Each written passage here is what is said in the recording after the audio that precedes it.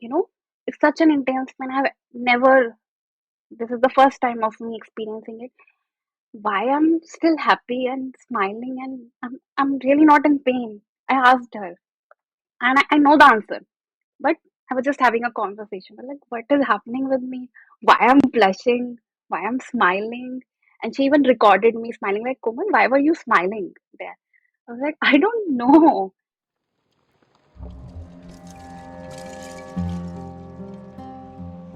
This is the Birth Agni podcast, the fire that brings us alive, that burns myths and opens a channel of authentic natural birth stories. This show debunks the many myths of the medicalized births, showcases the plethora of choices a pregnant couple can make to embark on their empowered birth journey. I'm Divya Kapoor, a certified birth and lactation counselor and an aspiring traditional birth attendant. Let's get the flames blazing high. Today we are sitting with Komal. She is a woman who birthed at home. She's a yoga practitioner. And one of the things that stands out from her experience is that when she began her journey to explore how she wants to birth and her inclination towards nature and aligning with the capabilities of her body to do what it is supposed to do, what it knows to do, led her to see and observe the medical system closely at different intersections of her journey. And she also found some answers. Some of her beliefs were shaken, and she could further understand what difference she was looking for and what is it that really aligns with her. So, she will explain in detail her journey of exploration from changing doctors to arriving at a home birth. Let's listen to her story now. Hi, Komal. Hi, Divya. Let's begin with a quick introduction about you. Tell us about yourself. So, yeah, my name is Komal, as you know. So, I'm a yoga trainer by profession. Have been teaching yoga, especially into the prenatal and the postnatal, for last 5 6 years. And then, yeah, so getting pregnant, I was very much aware of how it goes, because I have been meeting lot of pregnant women for the last 5 6 years. So when I get to know that I'm pregnant myself, it felt like a very, very, very, personal thing and everything. Like, okay, I have seen that. I have seen what it feels like to be pregnant. So yeah, that's a quick intro about me. That's how I knew you. That's how your number was there in my phone, that you are there as a prenatal yoga teacher, prenatal, postnatal. And I remember you reached out to me on Instagram saying, I want to do a home birth. And I was like, wow, there's somebody who's just messaging me saying, I want to do a home birth. So tell me about what made you want to have a home birth, that you quickly messaged me. You're like, okay, I want to reach out. Yeah, so I was just scrolling through the Instagram and I saw your page, and I just start scrolling through your page and seeing all the podcasts that you have shared in the recent and how you were talking about. But then I also went to your podcast, from there, and I started listening to the stories. And then I was like, oh, this is what I was looking for. Finally, someone is there, and that too in Delhi. After thinking few times, I was like, okay, let's message her. And then I just quickly messaged you on Instagram, and you were also so quick. You quickly sent me number of the person I can reach out to for the help. I have found you at the time when I was literally, giving up at the point of having a home birth, because I reached out to many people, but they all were like, you may have to, travel to a birth center. Like, I looked out for birth centers in Bangalore, in Hyderabad, in Kerala, but there was nothing in Delhi. Why home birth, if I will say, like, why I have messaged you and all? I didn't know there is a thing called home birth, because that's how we run in our system right now. We don't know if there are option for the home, but we think you get pregnant, you choose a hospital for yourself, you choose a gynecologist for yourself, you go to that gynae, she gives you tests and things on the daily basis, you take medicines on daily basis, and then at the end you have your baby. For me to even Right. know that there is an option, there is a way of doing birth, that also took me time to understand that okay, this is how also it can happen. Yeah. Yeah. And then how did you go from there? You met Tapasia. She was there in Delhi offering home births as a traditional birth keeper. So you met her, you started your journey. How did that look like? How did the prenatals look like? How did they look different from your visits to doctors? And then how collectively your family took to your decision eventually of a home birth? Yeah, so I remember you giving me the contact to reach out to Tapasya.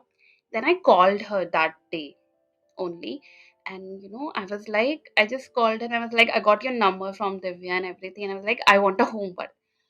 She took a time because suddenly someone is calling you a stranger and then just saying, I want a home birth.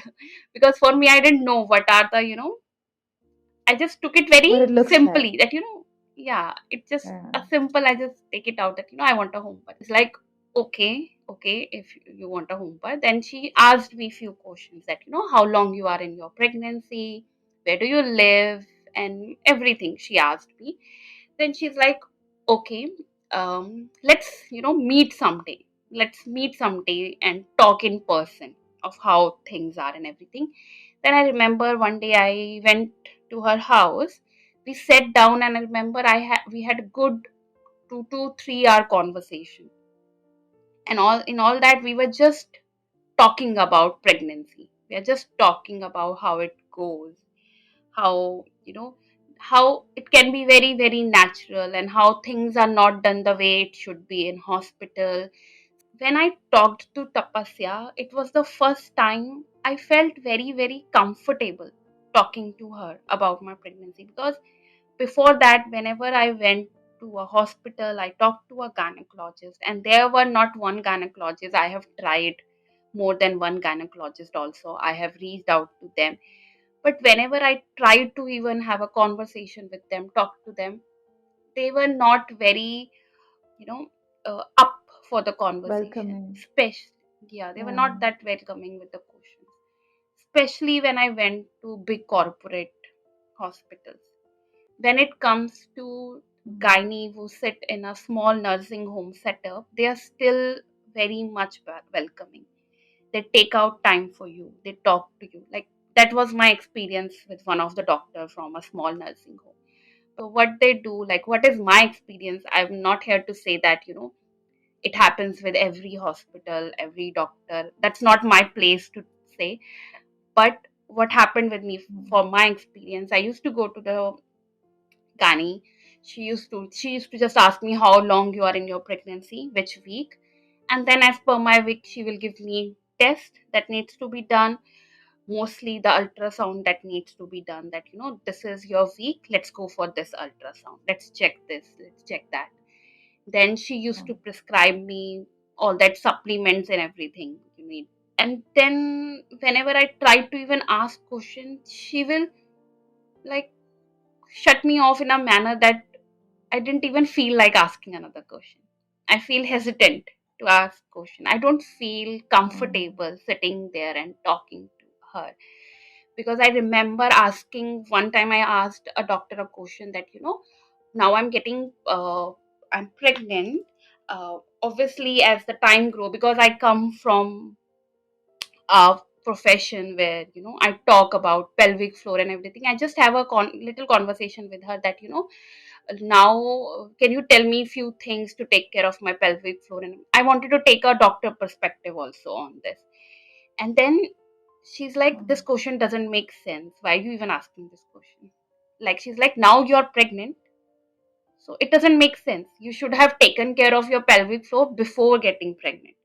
Then okay, I felt like, okay, because I was also very new on this journey of pregnancy. So I also felt little, taken aback that, okay, I should be quiet. I should not ask this many questions. This is how it works, maybe.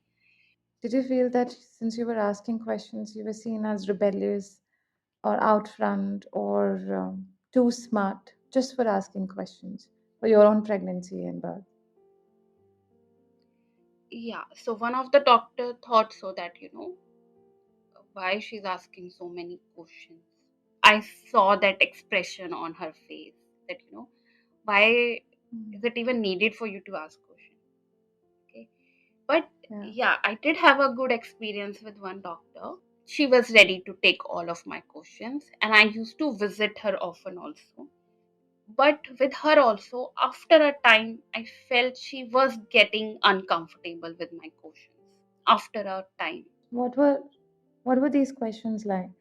Are you curious about how labor unfolds, how things happen when you come to the hospital? Were they concerned about what you should do in your pregnancy and birth? What is your participation? Yeah, so I will tell you the question she was comfortable in, the stage till where she was comfortable answering my questions. When I asked her about, like what should I do if my labor is starts? Should I come to hospital quickly? She was very well Mm, answering it. She's like, no, you don't need to come to a hospital. It's a mm, nursing home. It's not a big corporate hospital. Do most of the labor at your home. Be there. Just mm, inform me that the labor has started, and come here when it was at the last. And she also said that, I see most of the cases when people just push even when they are not ready to push, when just damage their pelvic floor because of unnecessary pushing. And then when they reach here, they're at that stage that they're fully exhausted, they have given up. Okay, then it becomes mm, more challenging for me.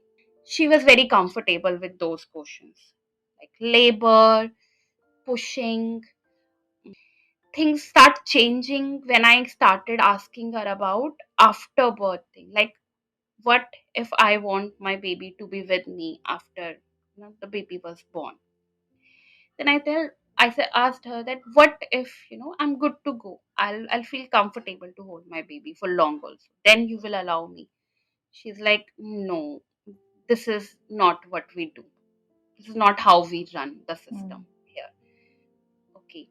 mm, Then other than that, about the birth, after birth things, there are other questions that made her uncomfortable up is the medicines that you know mm, a, a labored woman is given, like pitocin mm, and everything. So I asked her that, like when delivering placenta, I asked her, how do you do that, like how does it work?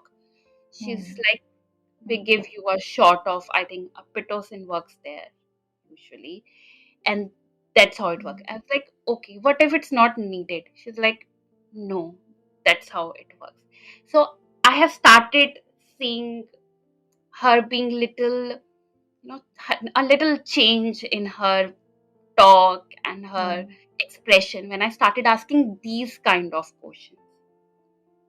yeah, Okay, what if yeah. I, Because they were thorough. You knew the process of birth. You were taking birth yes, classes. You yes, knew which.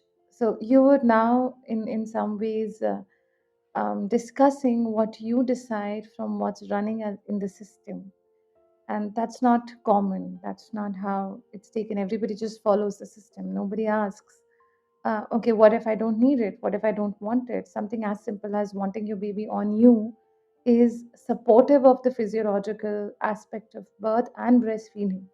It supports breastfeeding, skin to skin, baby on you, not separating baby and the mother are basic things that should be run.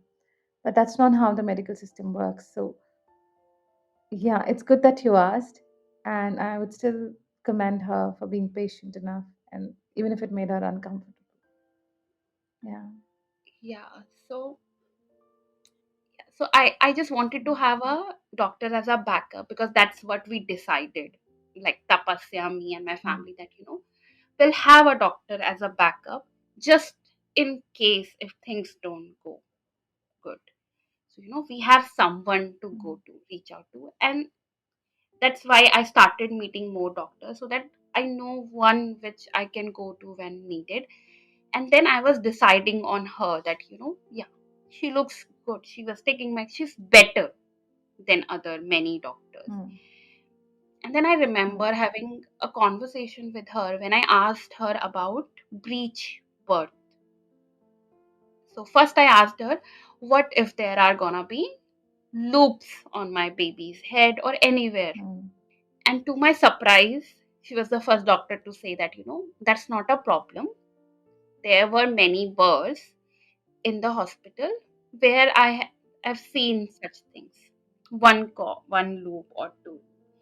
And that made me very, very comfortable. I was so happy. Okay, there's a doctor who thinks this way. Then I started asking her about breech birth. What if my baby Mm. is a breech baby? Okay, so like other than head, any other body part is coming down first instead of the head. First, butt first, leg first. Her answer was like, no, like we gynecologists don't support having a vaginal birth when baby is not heads down. I'd like to add here, I think with breach, I think collectively there's no one. I can go on and safely say there's no one who would support a normal breech birth. And it's worldwide like that in the system because um, even if they're taught how to birth. So I had a conversation with one of the gynecologists, and I asked her, you can take courses to learn how to help support the birth of a breech baby.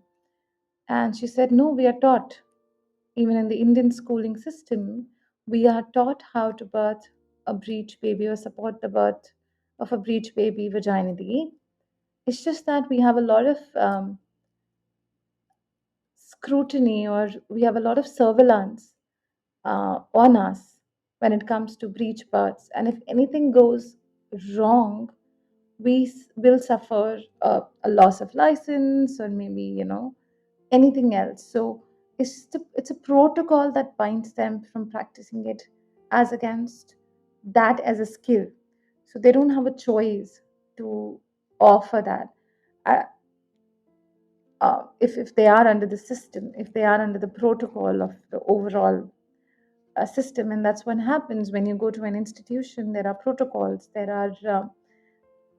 It's not just one person giving us the individual support of what they think is right for you. It's coming under a system of guidelines, protocols.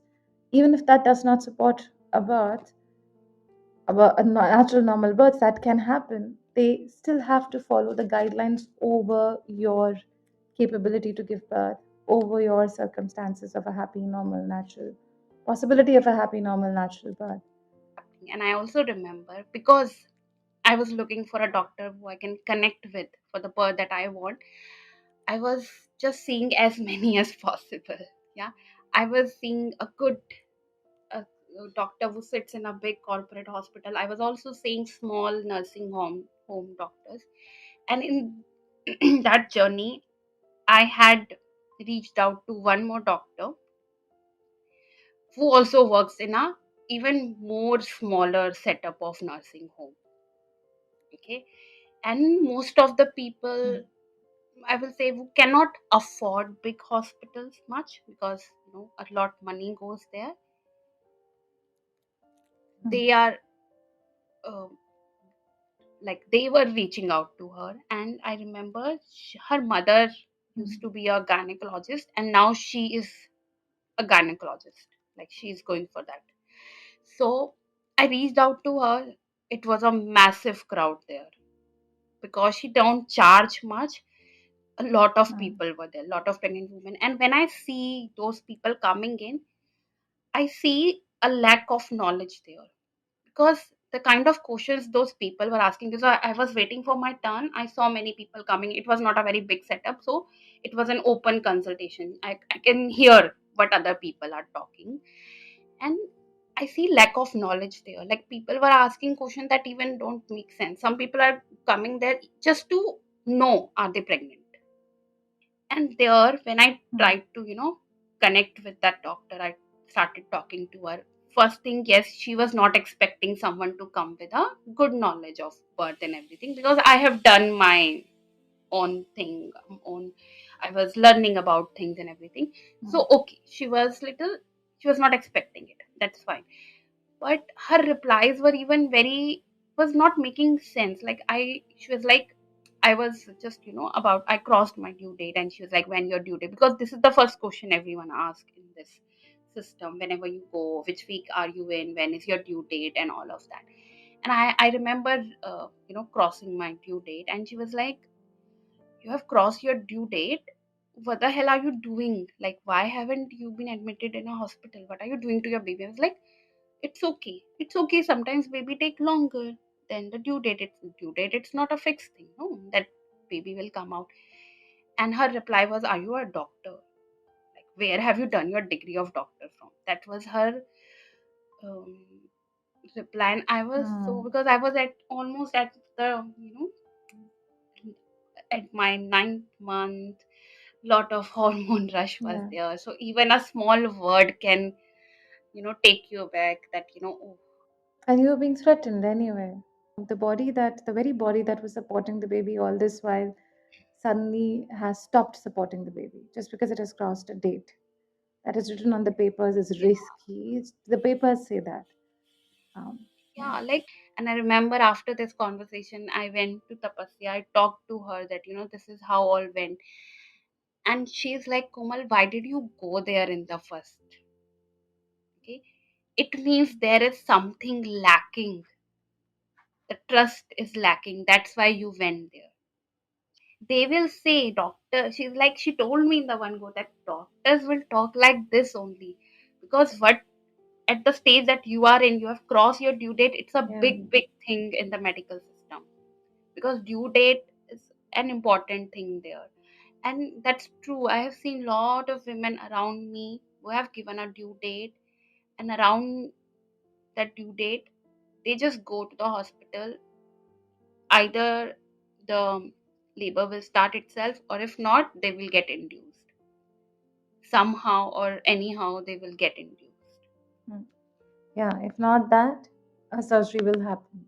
And most of the times, these inductions fail because the woman's body is not ready, the baby is not ready to be born. There are not enough oxytocin receptors in the mother's body to be able to have that pitocin work. The pitocin or the induction fails, and women are told, oh, your body failed to progress. And then all the blame goes on the woman, and she thinks, oh, my body did not do the job because they're telling me that this induction should 100% work. And it doesn't work when you and your baby are not ready. So ideally these women should be sent back home, and then they can come back again in a week or two's time when their body is more ready to undergo labor and birth. And instead, what is happening is, just because there's a timeline that the system wants to attain, they just undergo a surgery when neither they or their body was ready. And it's sad that those women come back home thinking that their body failed them instead of the fact that induction failed, a procedure which is not natural. It failed because it was supposed to fail. Like women around me, after their due date have crossed, they go to the hospital.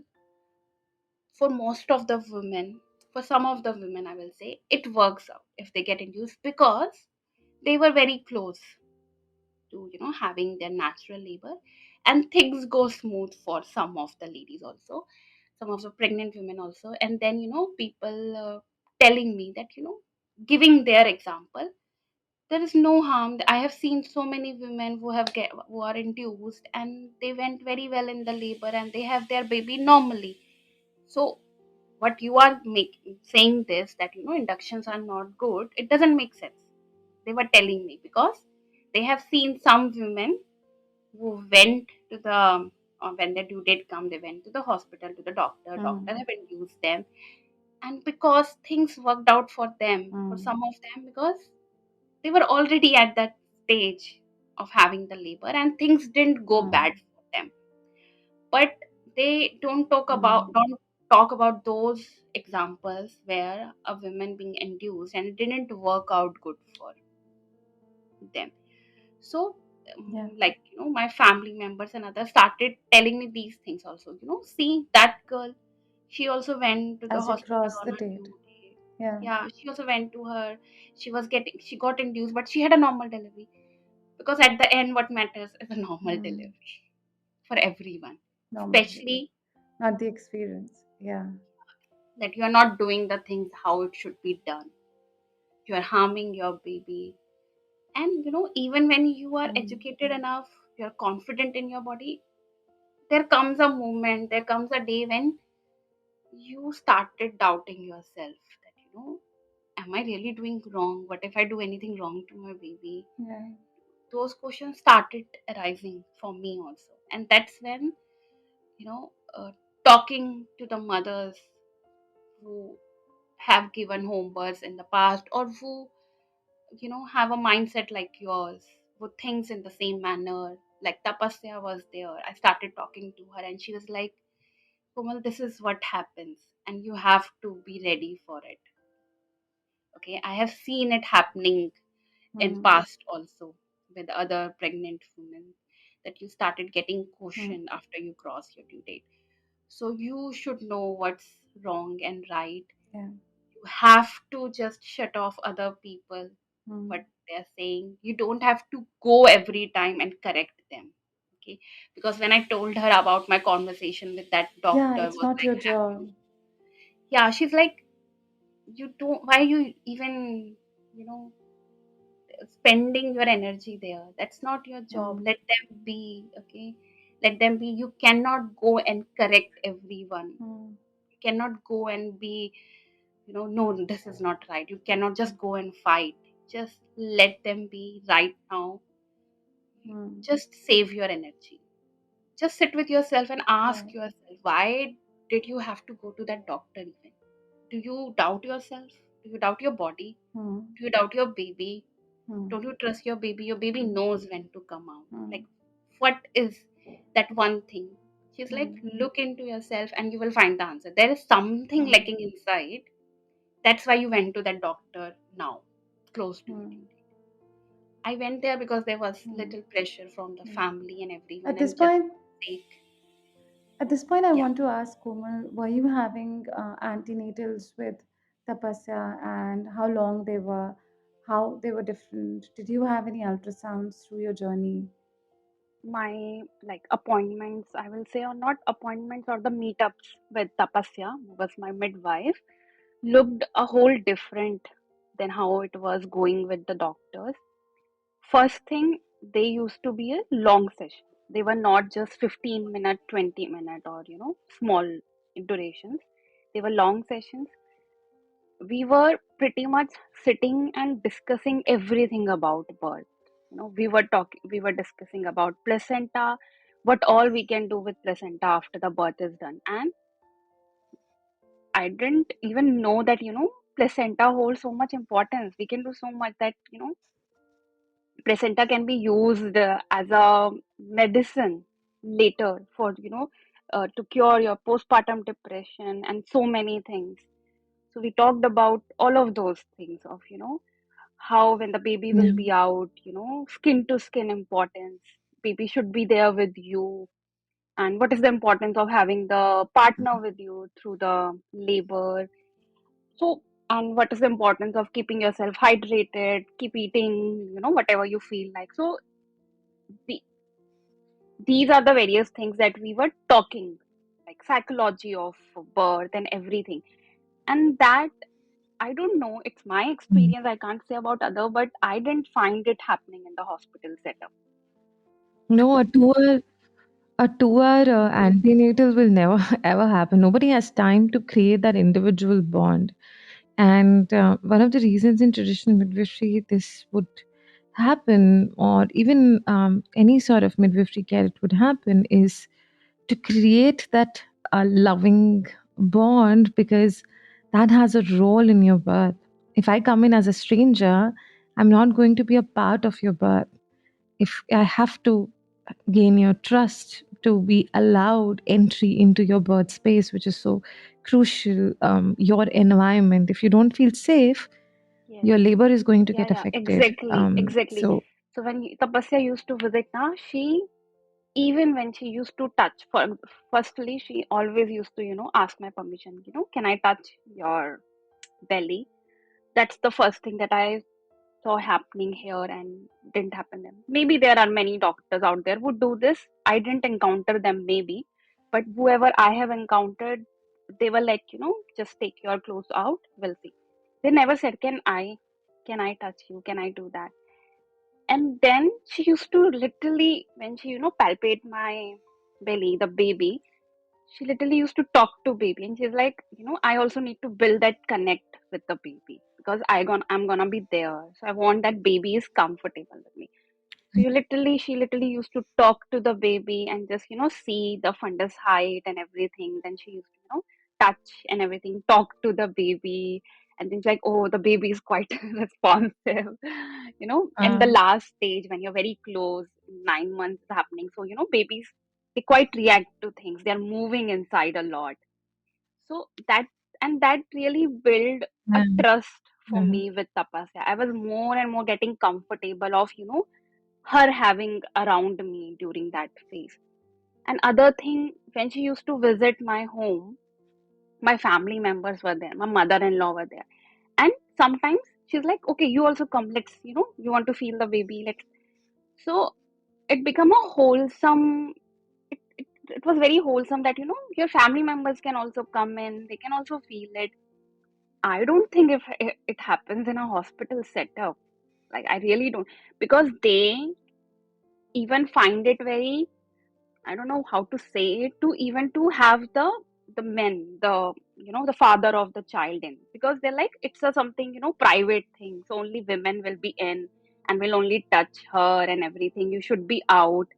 But here my husband was also sitting in, my mother-in-law was also sitting in, even, even if my sister-in-law wants to come in and ask questions, and they were asking questions, Tapasya was taking their question, my husband's question, my mother-in-law questions, I am asking the questions, and she was just patiently sitting there and explaining us everything. Because she's like, whoever will be there in your house during the labor phase, during the birth, have to be comfortable and easy, because everyone's state of mind matters at that point. yeah, So my mother-in-law, when she finally said yeah. yes for me to a home birth, she's like, I have questions. I'm like, yeah, yeah, no problem. Tapasya is more than happy to, have the conversation. And she did ask questions about various things she had in mind, and Tapasya answered it. And believe me, when my family were little, obviously in the starting, they were not a big yes for the home birth. But a major change came in first when I started educating them. Second, when they met Tapasya. Because now they felt, okay, this is the person who is going to be Hmm. there. Okay, we are fine. She's nice. She talks. She, explains us things. So my husband also get comfortable when he met Tapasya. My mother-in-law also get comfortable. Like, okay, this works. She looks very sorted, nice. Because then my mother-in-law, started understanding that, in a hospital setup also this happens. A doctor is there. Now she's here. What's the difference? She started understanding it. And for my father-in-law also, so they were people, one after the other. I have to, make them understand. But I think the presence of Tapasya in my house, the every visit that she was doing, meeting my people, that paid a very, very big difference. We are getting more and more confident with the birth. The fear was going out because we know someone is there. We are looking for someone to have that support. So that matters more because they were educated. Hmm. That makes a big, big, big difference. Educated. Absolutely. So, Komal, when was it that you, because I remember at the 40th, was it at the 40th week, you were, because the labor did not begin and everybody is under the cultural uh, pressure that 40 weeks is the due date and that's written in stone, and you haven't begun labor, so there's something absolutely wrong, or we need to at least be wary and be cautious and check with the doctor. And remember, you were under the pressure and you had to go to a doctor. So, but you did come back. You then when did the labor So really begin? almost a week later. Almost a week later. 41st. Yeah, I want to highlight here. We tell all women 40th week is just only 4% of women actually go into labor on their due dates. The rest of the 96%, and this is by statistics, which of course are not always 100% right. But yet, you look at the statistics, many women go into labor at least before their due date or 2 weeks after, 2 weeks before, 2 weeks after. So, 2 weeks is a big window, 14 days. And a lot of women we've known in our home birthing community, or women who go to birth centers, who are not panicked for a due date, or who are not taken for an induction for a due date, actually do go into labor at 41st week, a couple of days, 41st week, a few days, sometimes not even touching 42nd week. It's just between 41st and 42nd week that it happens. And of course, some women do go into 43rd, 44th, 45th week. That has also been there. So I just wanted to normalize this for all the listeners out there and to remember this from the And story. and this one is very, very important. Like, I have seen people really making it a very big deal. Okay, people make very big deal that your doctor have given you a date. Why are you okay? You wanna cross one today? Okay. Why are you going so much ahead of that time? I thought it's not a big deal, but when I, you know, went out there in the world, it was a big deal. The women are literally going to the doctor on that date and telling me, it's the time, but my labor haven't started. And then, what all happened. Sometimes they got induced.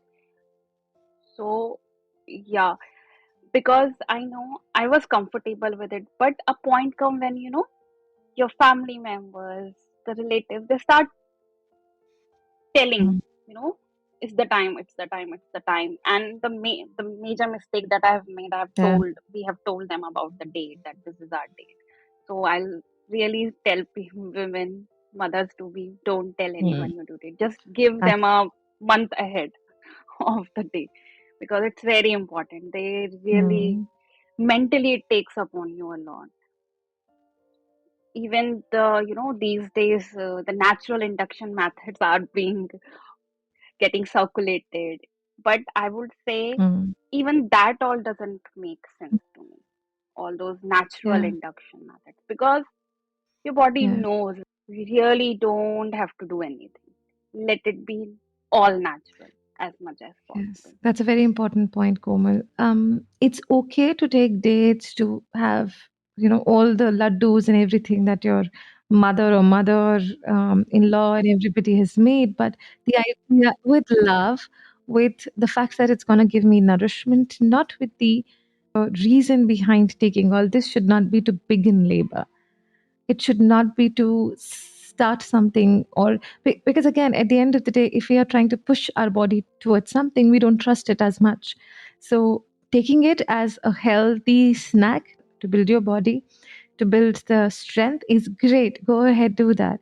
But the reason should not be to reach a date, to reach a mark, because like you said, the baby begins labor as soon as the lungs of the baby and the heart of the baby are completely ready. The baby is ready to breathe in the air, in the outside air. The baby gives a signal, I'm ready to breathe and I want to be born now.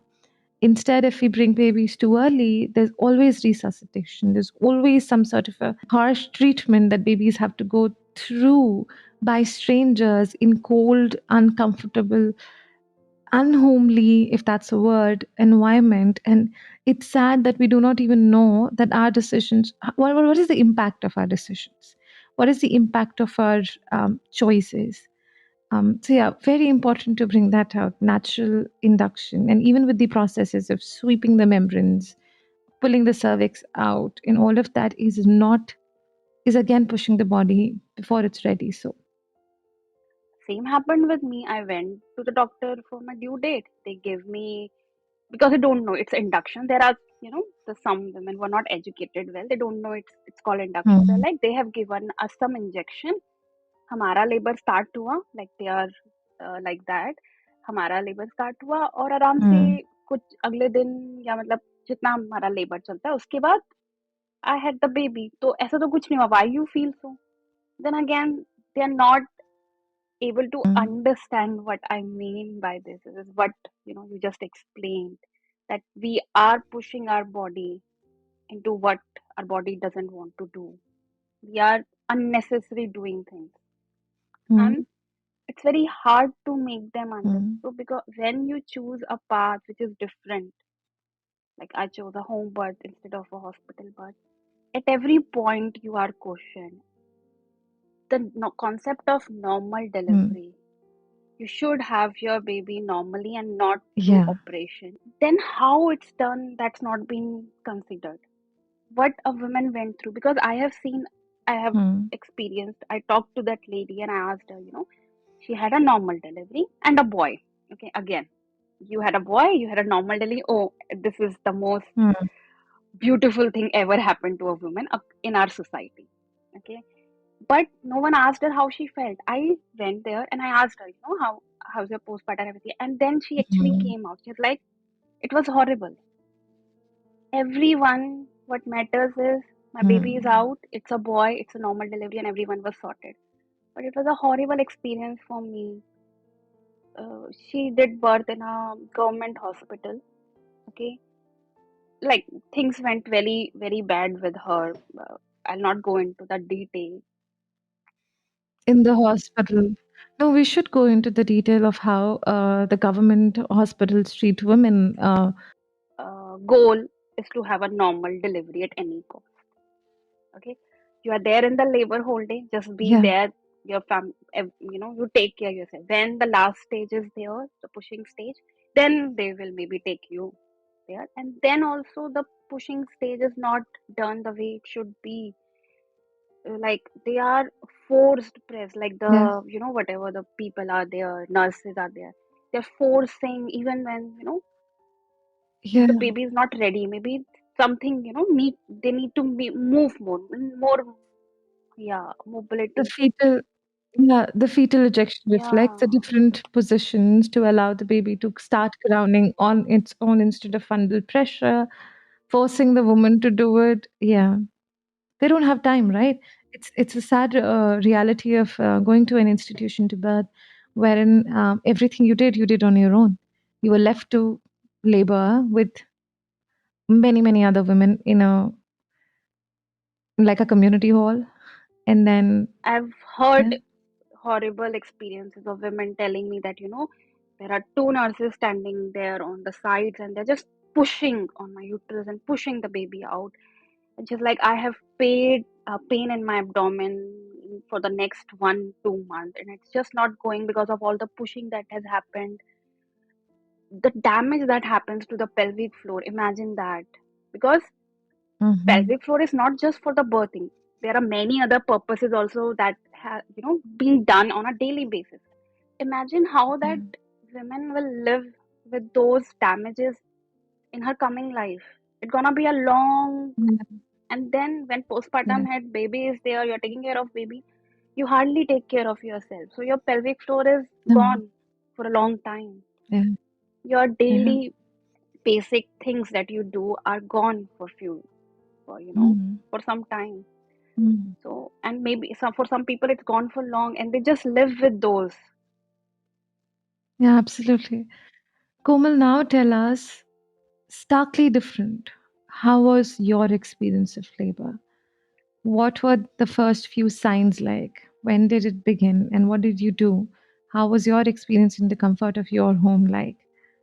And give us the details of not being touched, no cervical checks, and all those things, just to make a difference between that you're not being put under a radar. You're given your time space. 26th January was my mother-in-law's birthday, and we were celebrating in the night. Everything was going good. And then, in pregnancy, usually some back pain comes in and out. Hmm. when babies really start growing. And then some pain started in my back, and I was like, and I could feel it's different than how it used to be. That's how it started. So everyone, my family and my husband's family were there. We were all celebrating together, talking, and they also started realizing that something is happening with Komal, because I started getting uneasy. I wanted to do every work, like they were, we are just wrapping up. We had our dinner, Hmm. cake cutting, and everything. We were just wrapping up. So I was like, I'll do it. I'll do it. I was Hmm. like that. So, and I was getting a little uncomfortable. Hmm. That by 11 o'clock, everyone left. Me and my husband came to our room. I told him that, something is happening, but I'm not sure. Hmm.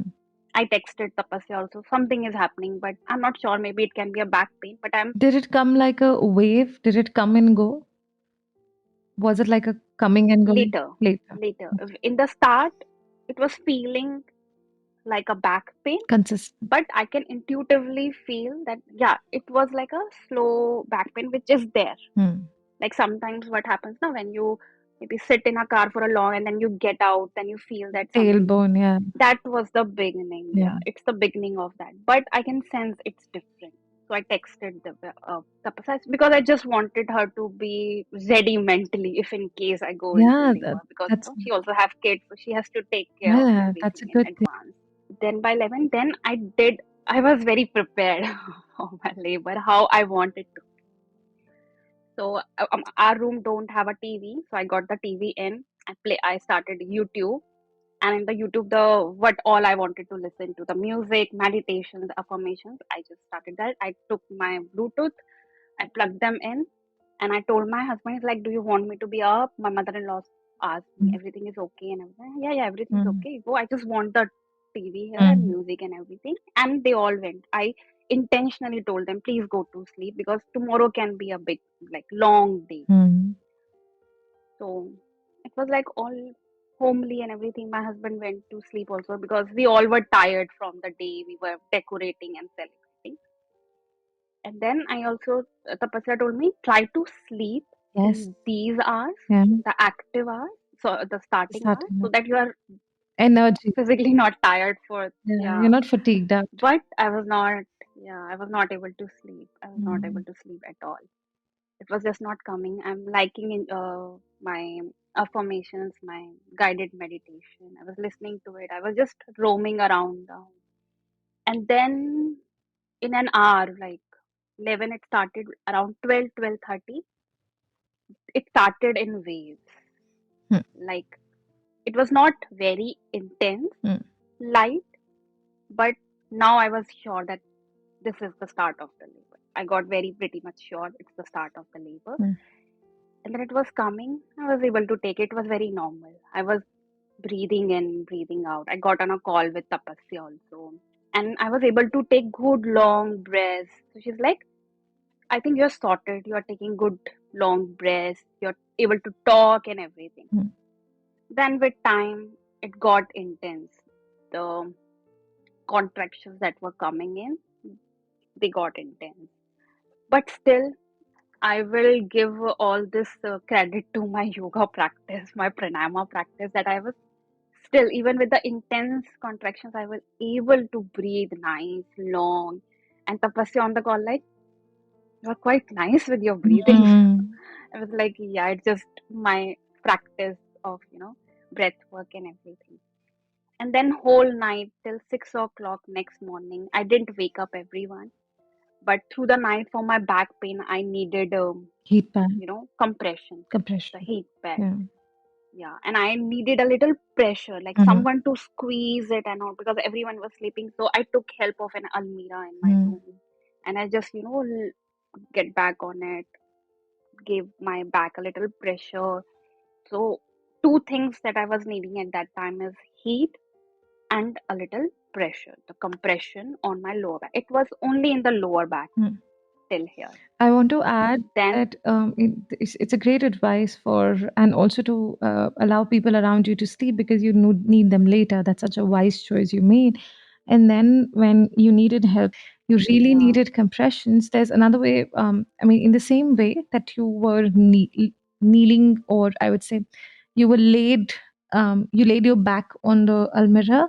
We can have a small ball right at the tailbone, and then lay back on the almirah. That can put additional pressure in this Hmm. very position. So Yeah, that that's a can good also tip. be, yeah, that can also be helpful. Yeah. Yeah, so these were the two things I was also needing, the pressure and the heat. And then it was 6 in the morning. So Mm, through the 11 to 6, I was all alone. I didn't wake up everyone. With Tapasya also, I think last I have a talk with her around 1 or 2. mm, Then like you also go to sleep. mhm. You have to wake up early because she's like, I have to do all the preparation for my children, for my husband, Yeah. and then I'll quickly come in there. Again, I want to, So such a good point you brought up. Your birth keeper or your traditional midwife is required more towards the active labor and towards yeah, birth. So it's very important to not, yeah, to although we prepare women that we're going to come in towards the end and not the beginning, and in special cases where somebody really needs us, we do come in. But for the most part, it's a journey the woman needs to take, especially of the early labor before it really transitions into active, because that also takes time.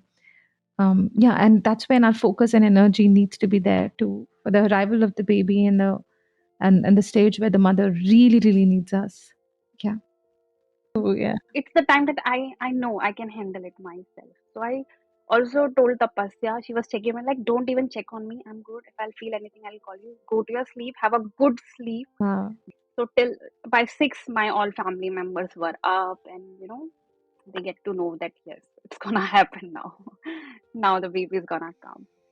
And then again, it was going like that. My contractions were coming in. In the starting, I was also recording it a little, but Timing. after a time, it didn't make sense. Like, let it be, whatever is happening, time, let it be. I have recorded few of my contractions. Mm, So intensity started getting little heavy. The time between two contractions started getting shorter with time. That's how it's going. And yeah, it keep happening like that. My breathing was my biggest tool during this whole. So I will really suggest every woman out there, if nothing, but please do your breath works, please do your pranayamas. You really need them. Your breathing, and it's the topmost thing in your labor from my experience, and from I'm talking not as just a laboring mother, but also as a prenatal yoga yeah. instructor also, that it really helps. I have, it's my experience, it's the experience of my clients also, that breathing helped me like anything. Yeah. Know how to breathe properly. Yeah. Then yes, and I remember then Tapasya told me, then when you feel you are in transition, it's really getting from the you know first stage to the second stage, then tell me. Mm, Then I was like, Atul, my husband, that just record me mm, now, because I felt it's a transition for me. It's like afternoonish, and he recorded me and he sent it to Tapasya. She was like, yeah, maybe she's in transition, because it got really intense after that, really intense. mm. So at that time, I like I didn't know what's happening around me, who is coming in, who is going Yeah, out. yeah, that's It was active just, labor. That's how you get into active labor. So again, to highlight this, yeah, but still, it was long wait after that too. yeah, it So takes its own time. We can't say, and because again, at no point we are trying to figure out what's happening, because it will take its own time. And the more we try to figure out what's happening, the more we interfere with the process, interfere with the brain of the mother. So at one point, when you're not aware of what's happening around you, is what's good for you, because you're going inwards. Your logical brain, which naturally stops working or slows down in labor, has really done its job of slowing down, and you're really in your subconscious mind and unaware, unbothered. You'd still be bothered if somebody calls you, somebody tries to bring you back into your logical brain, but other than that, you're just tuned to your subconscious and with the flow, in the flow of. And also, I think at some point, women get the hang of it. It's still intense. It's still hard work. No taking away from that. Yeah, yeah. Go ahead. yeah, and I remember my mother-in-law coming in and out asking me, "Do you need?" So she was Hmm. taking care of my food and hydration. Hmm. So In the morning when she wake up, I told her I feel like eating poha, so she made me poha. But then later I don't feel like eating poha, so I didn't eat Hmm. poha. Then I wanted to have chocolates. I wanted to have nariyal pani. I was having everything that I wanted. They were serving me anything. So my mother-in-law was there for it, whatever I needed. So Hmm. that's a thing. I don't know if it happens this nicely in hospital, but Hmm. it was there for my home. And then when Tapasia came in, 11 or 12 in the morning, I don't remember exact time. So I remember she telling me, "Oh my God, you are in your zone," Hmm. because lights were off. There was like just a single small light was, which was calming and soothing, that was on. I told my husband to do all this setup. Some those fairy lights were on. Hmm. I Christmas, kept things Christmas lights, prepared. Diwali lights. Yeah. Yeah, my music, the music that I like, those nice spiritual music of Om chanting and everything was, Sanskrits, Vedic bhajans. Yeah. yeah, Hmm. yeah. So those lights were on. I was just sitting in my a small stool. I'm taking the little pressure from the back of my bed. तो मैं bed के साथ ऐसे lean होके बैठी हुई Hmm. थी एक stool पे. My legs were open like we do in a squat. I was listening to my music. I was in a trance state, I would Yes. say. And what did it feel like? Yeah, I was literally, Was it blissful? What did you feel? yeah, yes, contractions were coming in, but they were not like, oh my God, I will die. What is happening? I don't want this. Yes, now this is where your mindset comes in. You can go into that state also. Oh my God, क्या हो रहा है? कितना pain हो रहा Hmm. है? You can cry and you can, just lose it out. And it's okay. Hmm. I'm not saying those who do it is No, wrong. no, They're it's a going through a journey. It's phase. a But journey. Yeah, it's a it's journey. a journey, Hmm. yeah. But I was prepared for it because I have practiced it many times in my mind, physically, mentally already. That, when the waves were coming in, this is how I'm gonna be. And that's what happened. So I was ready for it mentally. I know this gonna happen. It's gonna come like a big wave. Whenever you take a big wave, it will be little challenging. Hmm. It's a little hard work. That's Hmm. what is happening with me. Hmm. But I didn't lose it at any point. I was enjoying it. It was coming. I was ready. Okay, now the contraction gonna come up. I was ready. जैसे ही contraction came in, I used to breathe through the whole contraction because that was my biggest tool, and the compression was there for the back pain. And then it's gone. There is some breathing time. I was resting. Easy. I remember Tapasia came in. We had a good casual conversation. We were talking. She's like, "How's everything?" I was like, "Good, chal raha hai." "Oh, this is your kind of music that you like." We were talking about our choice of music. जैसे ही labor contraction आ रहा था, then I'm just breathing in and out. I was in my zone, and then it was normally going. Everything was sorted. That's how it keep happening. It Hmm. keep happening. There was Time no went by. your water did not break beforehand. Was there a mucus No, no, no. My water break at the end. end? Yeah, which happens to a majority of women. And did you notice your mucus plug coming out at any point? Did you notice anything else as a sign of the beginning of labor? Late Right. at the end And phase. Everything happened for me at the end phase. okay, take us there. Yeah. And Hmm. yeah, I don't know if it makes sense, but my mother-in-law was telling me Hmm. in her own language, अच्छा हुआ कि your water broke little late. It's a good point only. Otherwise, in their language, they say that you get dry pain otherwise. Hmm. I don't know if it makes sense. अगर पानी water break नहीं होता तो सूखा दर्द होता है, ऐसा कुछ वो कह रहे थे.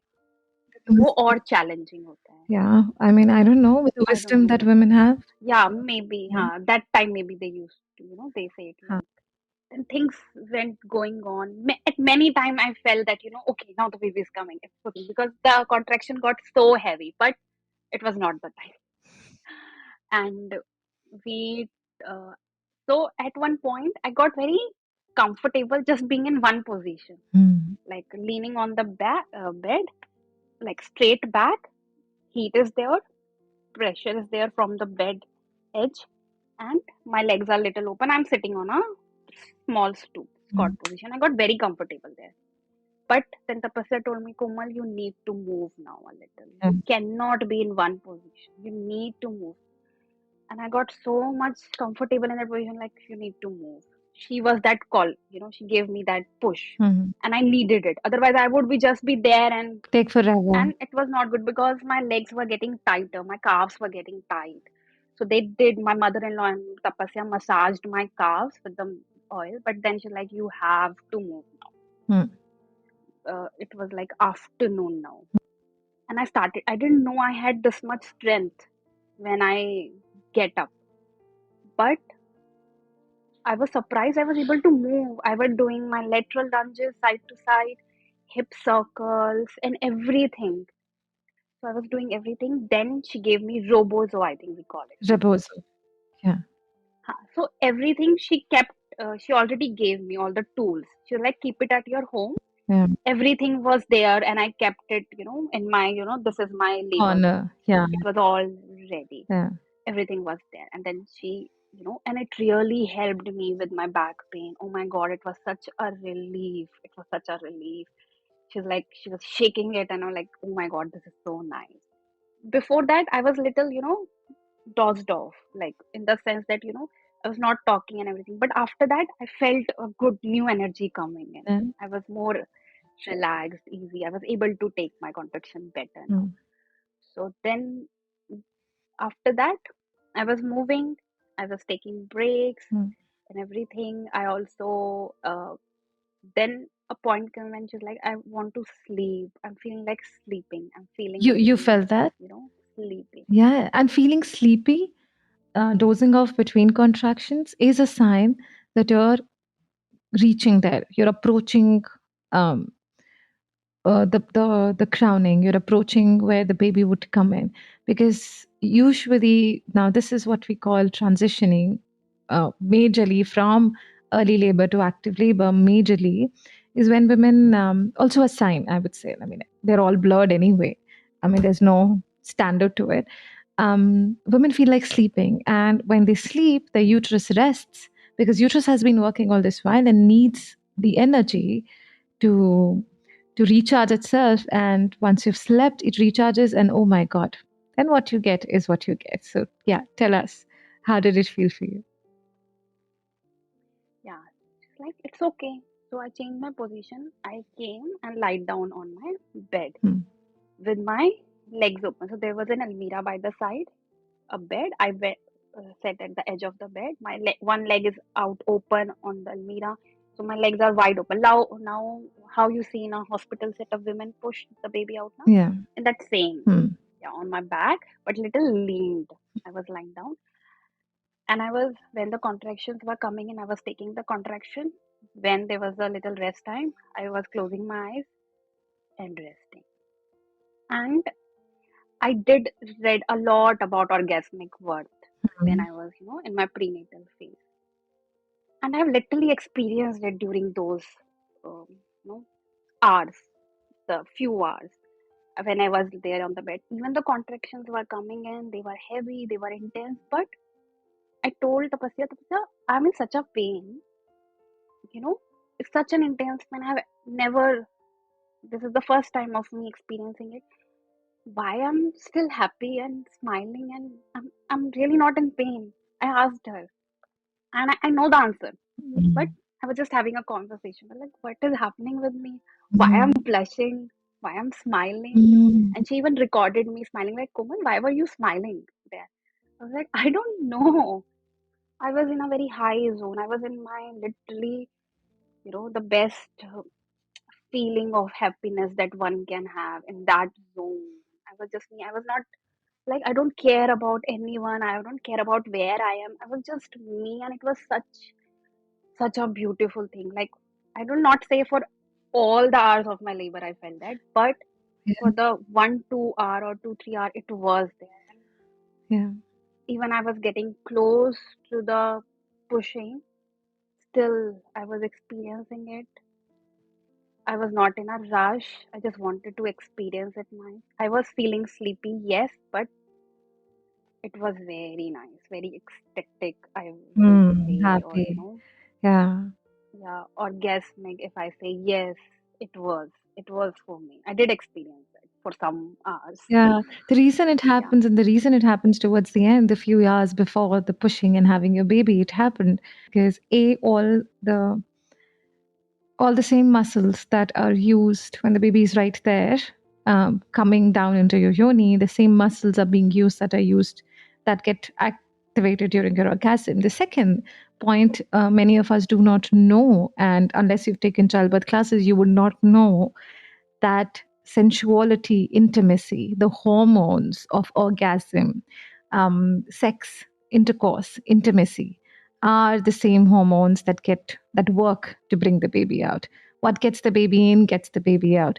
So at one point, as the intensity increases, so does oxytocin, the hormone of orgasm, the hormone of intimacy, love, the hormone that makes you feel good after a good hug, after an orgasm. The same hormone is at the highest level, the highest that a woman can ever be at, beyond intercourse. It's the highest that a woman will ever achieve. Yeah, I remember telling Tapasya that even, I'll not, if Atul will hear it, he will laugh on me. That, even Atul was not able to give me such good, Orgasm. and we were two laughing. And then Atul, came into the room. He's like, why you both are laughing? I'm like, nothing. So, yeah, that was the case. So, I really want women to get out of this fear of, it will be only pain. Yes, it's gonna be challenging. It is gonna be this is the most challenging thing of my life that I've done ever, Hmm. ever. Nothing come close. Hmm. But it's a beautiful journey that you will remember throughout your life. Like even in your hardest days when you will just think about your this timeline, you'll just smile. And you can, tell your children about it. And they'll be like, oh nice, we have a story of our birth Hmm. that makes our mama happy. Yeah. Wow. So it was lovely. And then after that, Tapasya actually told me that, Komal, now it's time to move. Let's come out of this The bed. position. Yeah. And then again, I started doing my other mobility practices. I remember doing my one leg was down, one leg was elevated, Hmm. like, Like a on lunge the bed. on the bed, side lunge. Yeah, Hmm. elevated Hmm. lunge. And I was just swinging right to left. All of those things that, I practicing in my prenatal phase, everything came in. And intuitively, it was not like, acha, now I'm feeling this, let's do this posture. And I was moving, and believe me, with that heavy sensation in your whole lower back, pelvic, and you're moving, it is a big thing. It's very challenging. It's very challenging. It's like something very heavy is being stuck there Hmm. because, the baby is making way. And I was moving. But again, another thing that I will say after breathing movement. Oh God, it really helps. You should move. I know it's challenging. Take help. That's why, again, I will say I don't know if in a hospital setup women get it, but I had that help. Tapasya was there by the side. Some people, some women even don't need the help, and they are called. But I needed the help. I needed someone to hold on to during that time, and that's when the little of bloody show started there. Hmm. A little mucus start coming in and everything. And then after maybe half hour or 40 minutes, my water broke. Hmm. There was the time when my water broke and not before. Hmm. First it come a little and then it came in a big The gush, baby like was lot of it. completely dilated. Yeah, lot. Hmm. Yeah, completely. So literally, I still, when I think about the day, I was like, I did it without any medicine. Yeah. I didn't take anything. क्योंकि कभी कभी you get in a general routine also you get in a pain that you're like okay, let's take one painkiller, let's be done with this pain Hmm. in a regular usual day. But there I was in the, like, I will say, the king of all pain, if we call it that way. And still I there was not even one moment where I asked Tapasya to give me something. Hmm. My mind just didn't go there. I didn't even thought about having any medicine, injections, or anything. It was like it was not in our curriculum. Hmm. It was out of the syllabus for Yeah. us. No checkups. Prep- Not even once the heartbeat of the baby was checked. Preparation. And the second thing is, in this pain, the painkillers are also activated as the intensity increases. So I would think that that could be, and also the hormones make you go so much inward. You want to take it now. You are, that this is the process that will bring me the baby. So again, perception. You were not fighting it. You were welcoming it, and part of the reason preparation for birth is so important, especially in today's day and age. Yeah, and you were saying no medicine, no Doppler, no heartbeat check. Yeah, Because there came a point when I felt like baby is coming, but still it took us good 3-4 hours it does. Yeah, when we fell. It does. yeah. And still she's like, I'm really happy. I'm really proud of you that you didn't even once told me that I want to go to hospital. I just want to be get done with it. Hmm. I kept asking her, abhi aur That's kitna? That's a normal normal, human right? thing. And some women, towards the end, when the intensity really increases, they don't mean it. But they say, oh, no, no, I need a surgery. Oh, no, I want to go to the hospital. They don't mean it. But the programmed brain, right? Oh, God, I really now want to go. I really now want to, do this. But they don't mean it. But at the same time, I would still say that some women would feel so exhausted emotionally, not physically, emotionally exhausted, Exactly. that it plays on their mind and they start using their logical brain instead of being in their subconscious. Yes. If we let us, you know, logically we go too much, we know, okay, there is a medicine available. Mm. We know in our head. So we want it. Mm. Okay. But Mm. I was like, I was also taking help. I was moving, I took help of my breathing, I took help of my breathwork practices, I took help of a person, of my midwife, I took help of my mother-in-law who was preparing food for me, I took help of my husband who was there to support me, give pressure on my back. So I took help. Yeah. I was not saying, no, I can do it all. Also, you had your toolbox, right? When the only toolbox that is presented is an epidural, I would go for that. Another toolbox that is presented to me is a surgery. Why do you want to take pain is a Yes, common concern. I don't want to take pain, let's go for a surgery. So that's a toolbox, right? So if I know, like you were saying, that there are only two toolboxes to help me during labor, one is an epidural, second is a surgery, and the last one is, yeah, instead of your breath work, instead of all the tools you knew, position, movements, again, preparation. Oh my god, it's so important. it's a big, yeah, because it as simple as that things are possible. It's really possible, and it will not. You will not die for And sure. You are not gonna there's die. something that you gain out of the experience, which is your confidence, which is a trust in your body, which is a trust on your baby, a gentler entry of your baby into the world among the people the baby knows, your mother, your husband. Um, and also, yeah, you gain out of that experience as a woman the bliss, the orgasm, the natural highest level of oxytocin, which you wouldn't if you introduce anything else into your system. So the process is designed to bring you something, to take you to the other side. So why not Yeah, and take that? believe me, just yeah, go for it. You will not regret it because till now it's been 7 months, and I think about that day and everything. I feel so confident in myself. I feel so proud of myself. Sometimes, people tell me that, get out of it. It's done. Baby is here. I was like, okay, whatever you want to think. This is a big achievement for me. Okay, it was that a day of my life. It was a wonderful day for me. Yeah.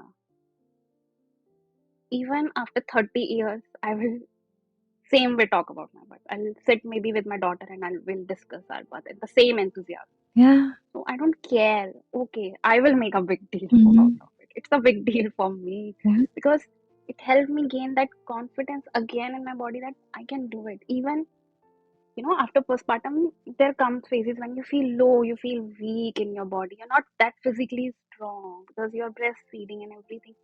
But then you remember that you're like, I did that. I can come back. I can Mm. come back to being physically fit again. And I'm in Mm, that phase right now. I'm feeling little physically weak these days. I'm mm, not that strong mm. as I was in my pregnancy phase, but I know I will come back. Yeah. I have that strength. And what you're trying to say really makes sense. What I was trying to add to that, what I was trying to say is that women, like you're saying, always remember their birth experience. It is such an important life process. I would not like to call it an event. Sometimes I do, but it's a process. It's not an event. So it doesn't happen in your exact timelines. It's supposed to be mysterious. Women remember it for lifetime. You will tell all this story to your children when they grow up, to your grandchildren maybe, to help them. If we go ahead and ask our mothers and our grandmothers, they remember vividly their birth experience. And the problem today, more and more women have birth trauma, postpartum depression, PTSD, is because they remember the abusive, the inhumane experience they had, even if they don't make sense of it, the experience they had in the medical system, because deep down their DNA is programmed to go through the process of labor and birth the way you went through the natural process. And since they gain out of that experience and they move forward in life with that experience as a process, when they don't get that, even if they're happy with their vaginal birth, it's on the surface. Deep down, many women emotionally are impacted by birth trauma, and it's because of the birth experience. The postpartum depression is not because women have started going out. I keep saying that all the time. Women were always working, and their work before us was way more strenuous, hard work, going out in the fields with their babies and being on their toes all the time. It was way more excruciating than it is today. So definitely, it's not about the fact that women were not working back then and they are working now. It's not that. It's how you're meddling with, it's how you're treating women in general. Yeah. Yes. Yeah, so my water broke. Hmm. We were there. Water broke. I was in a standing lunge position with one leg elevated, one on the floor. And after that, also, it took time, like 2 hours after that, the baby was born. Were you roaring? Were you roaring? Were you using your voice, or was it more of a breath work, like internal? No, it was not. At the end, Hmm. when the baby was just, made the way out, that Hmm. last moment, I didn't feel like going Yeah, with it. If absolutely. I would have done it. I didn't feel like doing it. I wanted to be, because I'm more into, like be with myself, silent, meditating, and everything. So maybe that uh, thing of me came out in those days. I didn't feel like roaring. But now it got really, really intense. The contractions were getting more intense. It was coming on my back. I want someone to just keep holding it for all the time. So my husband was just, his hand just got numb after that. Because for good 2 hours, because even if for one moment he back off, I was like, no, no, no, please, please give it to me. It was that intense because it was the time. But I started feeling the urge to push. But what I made sure, I am pushing only when my contractions are coming. With the surge, I was pushing. So I made sure I'm not doing it unnecessarily. Again, about the pushing, was it pushing, or was it breathing down, or was it just working with what was happening in your body? Yeah, I was able to breathe. I was breathing. So how the whole process is, surge came in, Hmm. you take a breath in, Hmm. you breathe out, then it keeps going, breathing in, breathing out. And with that, you are trying to push. Push. Yeah. Okay. Yeah. Yeah. Yeah. So it was not unnecessary because I come from all this background, so I know that unnecessary pushing is only gonna damage my pelvic floor Hmm. later. So I was going with it, and this kept happening for a long. Surgery was coming in, and still baby was, and as a human, I started losing my patience. Like, why the baby is not coming out? The Tapasia, is baby stuck and everything? Like, no, it takes time, Komal. This is your first time. I was like, okay, and I was so much have to be very, very patient during those times. Like, okay, okay, okay, okay. And then the baby's head was visible. And she was Uh-huh. like, Tapas was like, oh, the head is there, Komal. Do you want to touch it? And because it was my first, I was like, no, no, I don't want to touch it. Because now I have reached that zone of, just let the baby out. And I wanted to be rest. I want to rest and hold the baby in my arm and just want to rest. I was I was exhausted. It was 11 the other night and now it was 6 5 p.m. Yeah, and I don't know from how Tapasya just clicked it. Okay, now the baby said she quickly told my mother-in-law that get some nicely hot water ready and give me some clothes. And the baby head is visible, and I was pushing. As I was pushing, she started giving me compressions of those hot water. She was compressing, I was pushing, she was doing that. I was pushing and she was doing that. And my husband was there at the back supporting, giving me that support on my back. So this also continued for a long time. And then suddenly it happened and baby was just out in one go. We only show the head for a long, long, long time. And after that, she was all out in a gush. And it was like, something very heavy just came out and you feel so free. And all my exhaustion was gone. I was not tired. I was not exhausted. Everything was gone. I was like, nothing happened in the last 23 hours. Nothing happened. I was that.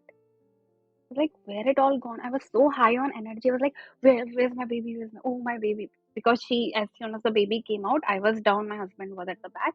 He gave baby to my husband Mhm. first because I needed some time to be go easy.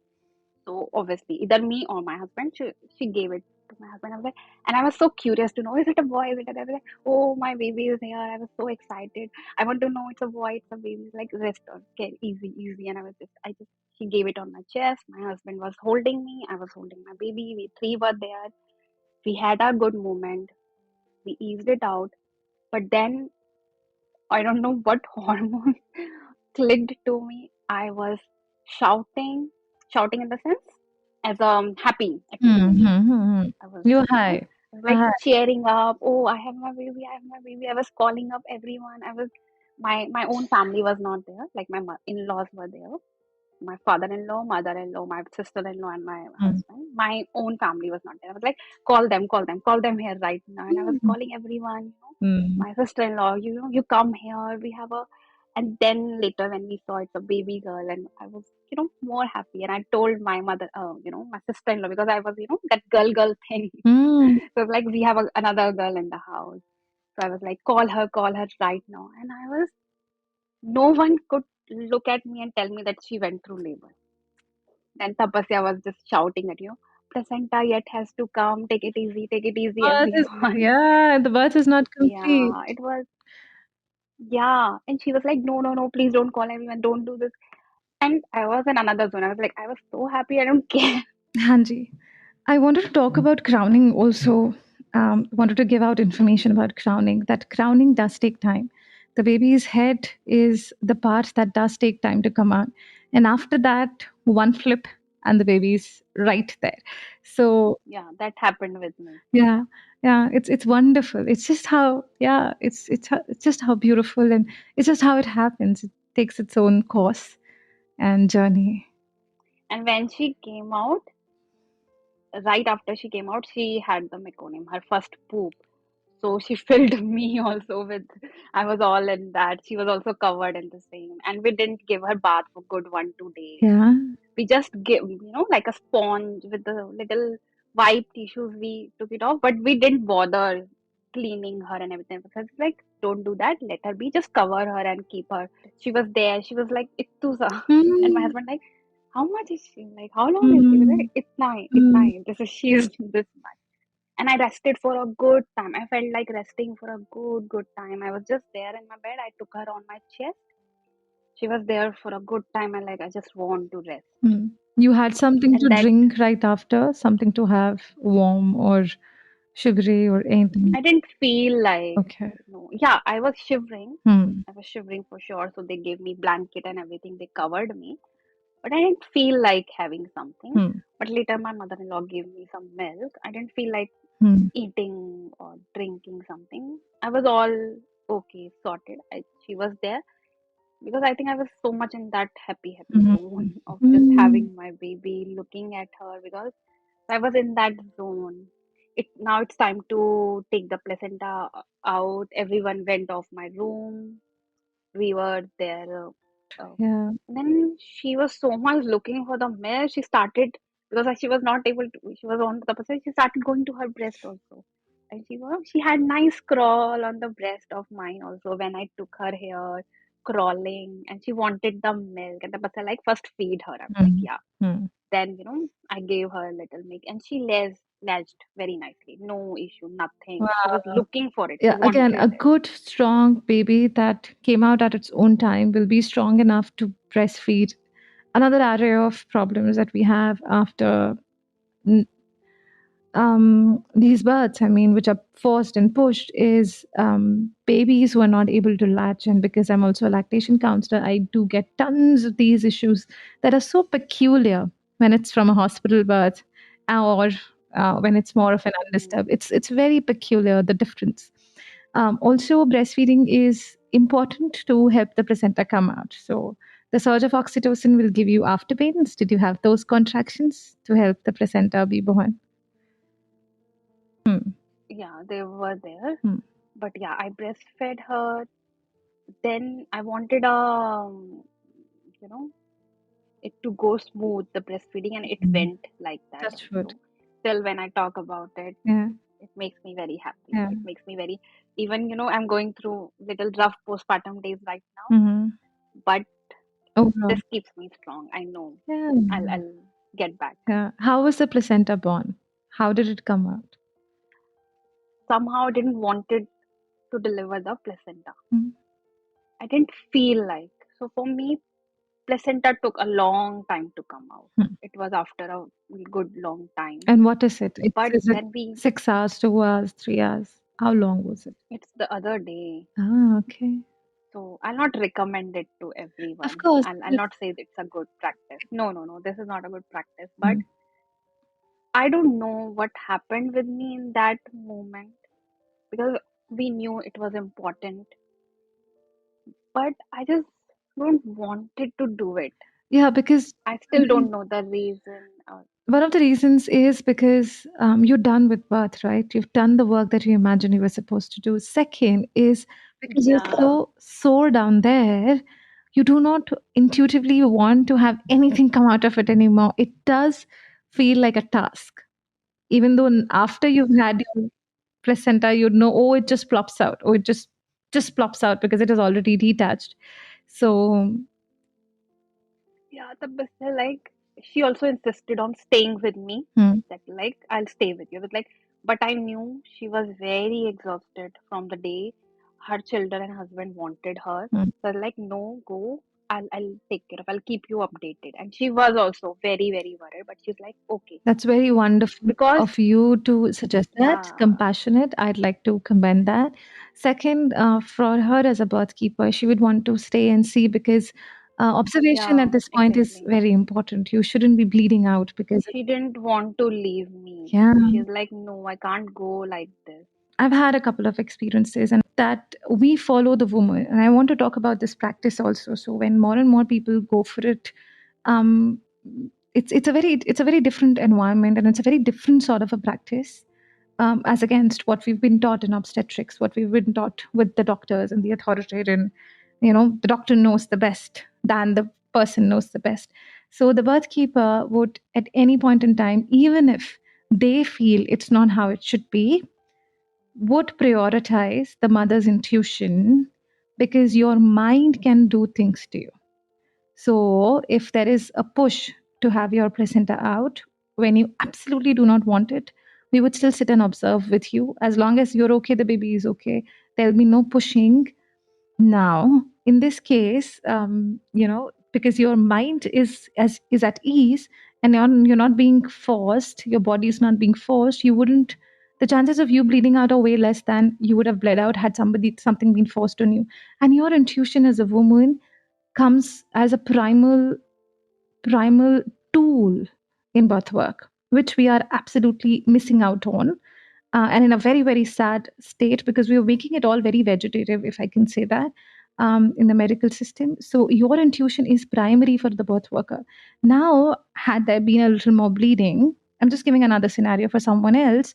for the placenta staying in had there been a different scenario and the birth keeper observed and at that point made a point, no, now it's not going to help you, let's do it now. That's assertive. But to be able to hold space and sit with you as long as nothing is wrong is the job of the support system that we are hiring. So at that point, blaming, I'm just not you, I'm just talking in general, that it can come across as blaming the birth keeper, saying, oh, you didn't know better, so you didn't force me earlier. Whereas that's not the job of the person. It's just unfortunate that something was, going. And she knew, right? The birth keeper knew, which is why the birth keeper wanted to stay and wanted to keep in touch. Yeah. And they are observing you, so they know their job. Now, if something starts to show, they will help you go through it. So, gratefulness, it's just how we understand things. And she did get assertive. After a time, she was saying, Komal, now we should. But That's she made me strength. comfortable. And believe me, when placenta came out, finally, it was a big, big, big relief for me. But now, how the placenta came out, I needed that. Hmm. When the placenta came out, I felt so free Neat. mentally. And Yeah. that, even that little haze that was there after the birth, no, that postpartum, the early postpartum, we say, that was gone, like with that. So it happened for a reason. I pushed that placenta out, which I was, worrying about. If there was I came out my comfort zone when I did birth the placenta. So I needed that, and it was like not like she just didn't care. We were on a proper call. She was keeping a heads up that, okay, is Komal all right? Everything's going good. She gave me some homeopathy medicine to, so everything is going good. Hmm. Yeah, there were so many life lessons in my pregnancy, birth. I get to know who are my people. I get to know who, I should be with. Like, you create that vibe for You've yourself, elevated that no, yourself, and now you really know and you to be don't with. accept anyone less than that now. Mhm. So this is very, very important. It was a big calling for me. My birth, my pregnancy, like it gave my life a new meaning also. Now I have a goal to look out to. I Mhm. want to, go out and educate women and tell them that, like everything already. Yeah. I will also take that point also, that you have to be responsible for all it also. You cannot just let it be, Hmm. you know know what are the circumstances and everything under which you're taking that step of letting it happen a little late. So yeah, I will say that also, why, like, you made the correct point. I don't want to give out the message to everyone that Mhm. it's okay for the placenta to be Which you inside for a didn't. long. The It's first thing you said is take Yeah, caution. It's best to have it out yes, earlier. So that's a good point again. Yeah. yeah. It's like it happened with me. It was my journey. Yes. Everyone is different, so Yeah. you know Yeah. don't And your birth keeper go for held it if it. space for you to go through your own journey when things were absolutely all right. So that's commendable. And you, to commend you in all of this, to own your own journey. And yeah, yeah. What would you like to suggest to women listening to this podcast? Where do they begin?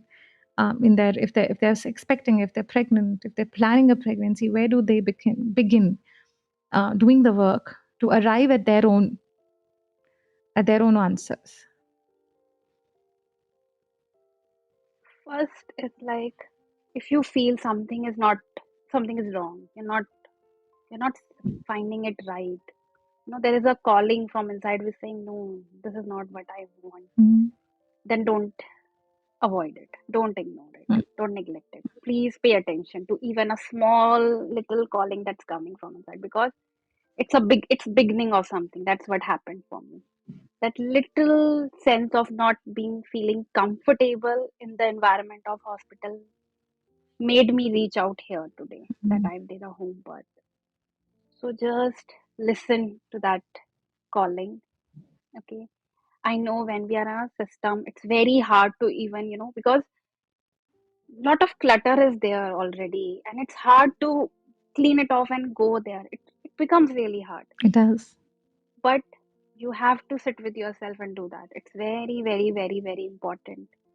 If you want to be you, you know, in the coming phase or in the coming life, and educate yourself. Educate yourself. Don't just take things as they are served on your plate. Ask questions. Mm, Very important. Ask questions. mm, This is happening. Why is this happening this way? mm. Okay, I don't feel like this. Yeah, If it doesn't make sense to anyone, it's okay. Let it be. It should make sense to you. yeah, Okay, yeah. it's okay if you are asking Mhm. you know ajeeb se questions to your doctor. It's okay. You're going to be a mother. You have full right to do that. Yeah. If your doctor is not responding in a right manner, it's not your mistake. You're not annoying your doctor. Mhm. You have to change your care Yeah, provider. yeah. I will say you are not annoying anyone by asking questions. Mhm. Okay, there are people who will take every of your questions. Mhm. It will make sense Mhm. to a lot of people out there. So reach out to them, find them. Mhm. Okay, do that little work. Yes, it's not just like sitting and not do that work. Okay, research as much as you can, deep dive into it, and believe me, if you will have a birth of your own choice, nothing can come close to it. It's a beautiful feeling of growing a human inside you, and then taking that human out in your own ways. It's a beautiful feeling. It makes you so strong from inside that nothing can even damage you after that. Yeah. So pay attention to your calling, educate yourself. Mm. So that's the start of it, from where anyone wants to begin from, I would say. Yeah. Thank you so much, Komal. Thank you so much for your time and your contribution to the podcast. I hope many, many women learn from it. And I am glad we could do this. I think I needed this to talk, to do this. thank you. It was amazing. Thank you. Thank you so Thank much. you so much, Yeah. Komal. If you have been enjoying the podcast, here is an appeal to please drop a review or rating on Apple or Spotify to allow this podcast to be discovered by many more mums. This little effort from your side keeps this free resource alive and running. Thank you so much.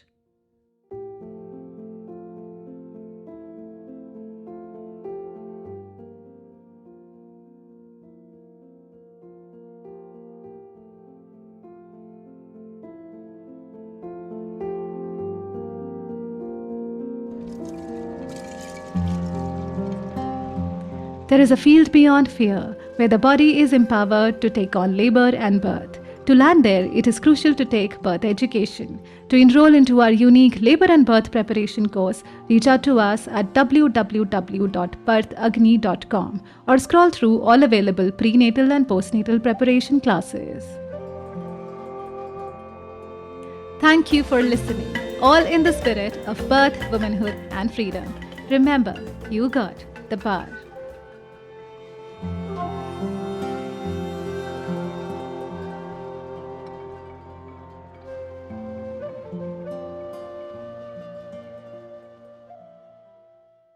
This podcast is about physiological birth and does not offer or claim to provide medical knowledge or diagnosis. Starting a podcast with poor recording tools in the market? It was painful until I found Zencaster. Its high quality audio and video recording, along with the option of a backup, makes it super sturdy and a savior at times. With an easy to use dashboard and super convenient tools for advertising campaigns such as reels and videos, Zencaster is my comfort choice. Go to zencaster.com/pricing and use my code BIRTHAGNI, BIRTHAGNI, and you will get 30% off of your first month of any Zencaster paid plan. I want you to have the same easy experiences I do for all my podcasting and content needs. You may also explore their free hobbyist plan to begin with.